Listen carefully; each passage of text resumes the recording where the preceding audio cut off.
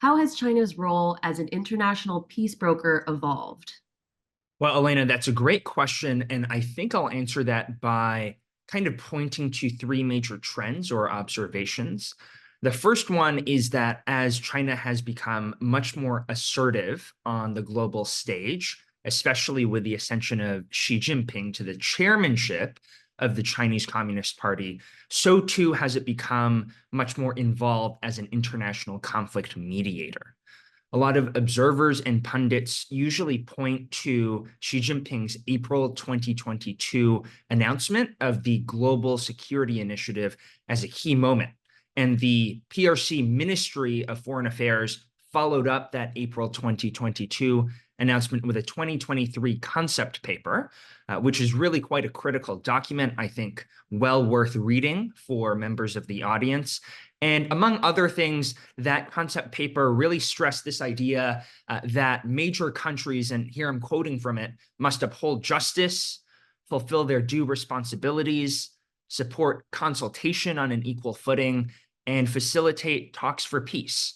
Which leads me to my second point, which is that the Global Security Initiative is important proof. It's not the only proof, but certainly a key piece of proof that China views conflict mediation as a key responsibility of great powers. And China, of course, sees itself as a great power in the 21st century.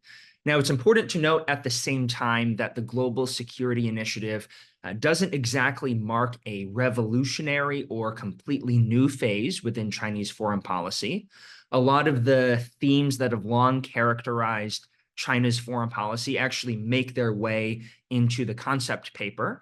So, for example, the Chinese government has long stressed the need for the peaceful resolution of differences and the associated principle of non-intervention. And these principles, of course, are manifested in the concept paper. But certainly, the point here is that the Global Security Initiative is evidence that China understands its responsibilities as a global power in a certain way. And the point that I'll close on is that I think it's quite important not to overstate China's capabilities as a mediator.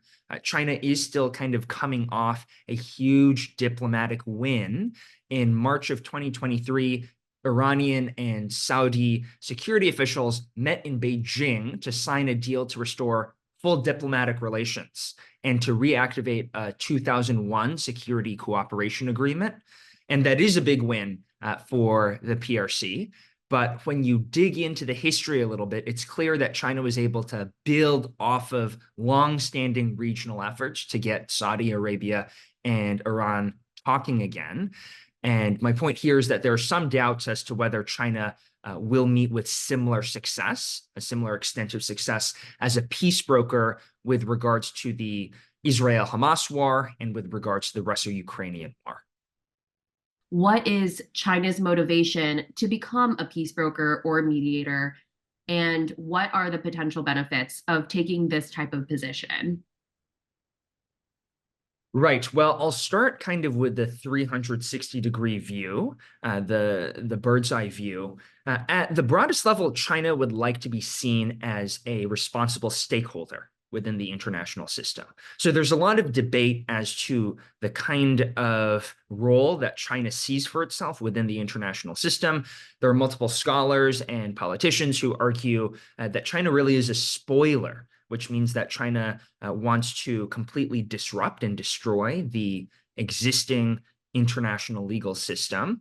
And then there are scholars who argue that China is much keener to actually work within that system, even if it would like to change certain rules to better suit its own needs. And I definitely fall within the latter camp. I see many examples of China working within the current international system, even as it seeks to mold it to its advantage.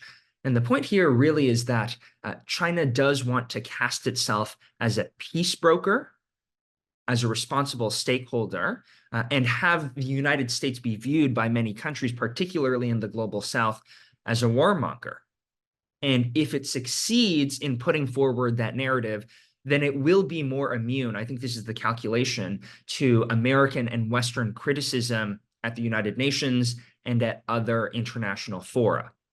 Now, the reason why I think this is a complicated question is because we do need to be granular. So in addition to China being wanting to be viewed rather as a responsible stakeholder, China is also pursuing much more discrete security and economic interests with respect to the various regions in which it is acting as an international peace broker. So it's really important, I think, to ground our discussion in some area-specific examples.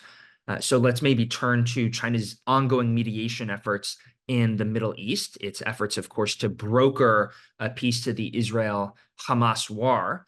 There's no doubt here, right, that in addition to wanting to be viewed as a responsible stakeholder, China does want to protect its extensive economic interests in the region and to assert and build and assure a climate of peace such that it can continue to deepen economic relations with countries across the region.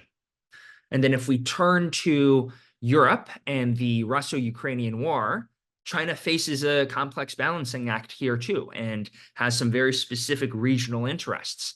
It continues to support President Putin's regime, particularly by allowing for the export of non-lethal dual-use aid to Russia. China has an interest, of course, in ensuring that Putin remains in power in Russia and that the regime doesn't collapse there. That would be bad for China's interests. But at the same time, it isn't that simple. And China has an interest in maintaining close economic ties with Western and Central Europe.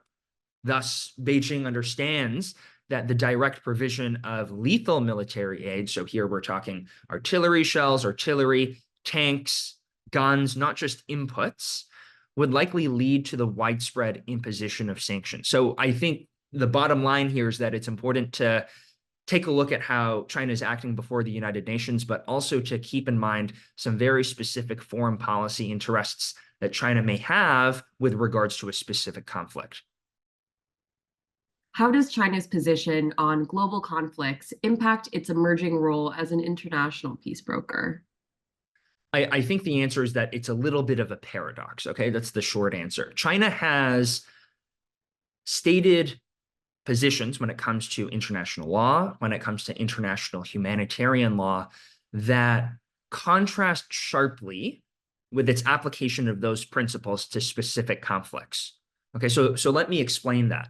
China has articulated overarching principles on international law that I think most states within the UN system agree with.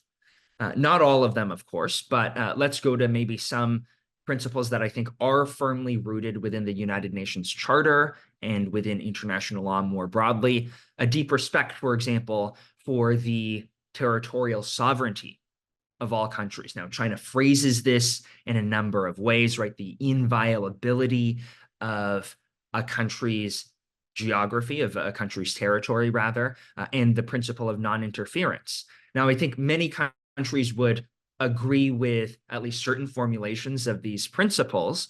But the point is that while China has been consistent in paying lip service to these principles, it hasn't always been consistent about their application to discrete conflicts. So if we stick that with that example of respect for territorial sovereignty, let's just think about how it applies to the Russo-Ukrainian war, right? And the point here is that it doesn't really apply too cleanly, because while China may pay lip service to this principle, it has been conspicuously silent on whether Russia should retain occupied territory, such as Crimea, which rightfully belongs to Ukraine under international law. So there's a little bit of a paradox there. I should add that, this obtains with many countries, right? Many countries have certain wonderful values that they profess to in their diplomacy and their speeches before the UN, but may not always follow up fully with those principles in the implementation of their foreign policy. Why should American politicians pay attention to China's global influence as a peacemaker and negotiator? I think this is a good question to end on, particularly with US-China relations being where they are, which is to say, despite a slight warming of ties, things overall, I think, still look bleak on many levels. I'll answer again with kind of three observations. The first one is that the United States and China may be able to work together to achieve the peace. Okay, they may share certain common interests. There's a tendency today, certainly, to view China as an existential threat to the United States and as the United States' major competitor. And that may be true in most, if not many, domains of the bilateral relationship. But international relations doesn't always have to be a zero-sum game. And I think here, when the objective is the achievement of peace, the United States may find that it shares certain interests with China when it comes to conflict mediation. This might be rather less possible in the context of the Russo-Ukrainian war, but does remain quite possible, I think, in the context of the Israel-Hamas war. The possibility, of course, I'm referring to is this idea that there may be a sharp confluence of interests between the two great powers. The second point is, so I already brought up the point earlier that I think we need to be careful not to overstate Chinese capabilities in mediation. At the same time, I think we need to be important not to understate American capabilities in mediation. The United States has chalked up major mediation wins in recent years. And the prime example of this, of course, is the 2020 Abraham Accords, through which the United States facilitated the normalization of diplomatic ties between Israel on the one hand, and then on the other hand, the UAE, Bahrain, Sudan, and Morocco. And that was a major win by the Trump administration. And the Biden administration is now trying to build on the Trump administration's successes by pursuing the normalization of diplomatic ties between Israel and Saudi Arabia. Now, that would be difficult. That would be a coup. And of course, the Israel-Hamas war deeply impacts the ability to pursue that normalization of ties. But that's a little bit besides my point. The point is that in talking about China's mediation successes, we need to be clear-eyed about America's abilities too. And the last point that I'll share, particularly as we start to think about the next presidential election, is that continued American leadership on the world stage is important. Otherwise, China may be able to seize upon U.S. inaction. There's no doubt that U.S. absence on the world stage or ambivalence towards international institutions will accrue to China's benefit, allow China to have much more input into what the international order looks like in the 21st century, and in certain examples, certain situations, actually allow China to, quote unquote, win the peace. To give one narrow particular example, it's an example that I've kind of long thought about. The United States remains the largest contributor to the United Nations peacekeeping budget, and that's a good thing. It's as it should be. But when you look at its contribution of personnel, there's a sharp contrast between what China contributes and what the United States contributes. So as of February 2024, China has about 1870, so just under 2,000 personnel deployed on UN peacekeeping operations or involved in UN peacekeeping operations, whereas the US contributes only 27. That's not a lot. And so the bottom line assessment here is that America needs to continue to exercise its leadership capability on the world stage when it comes to international peace, while also seeking to work with China when interests align.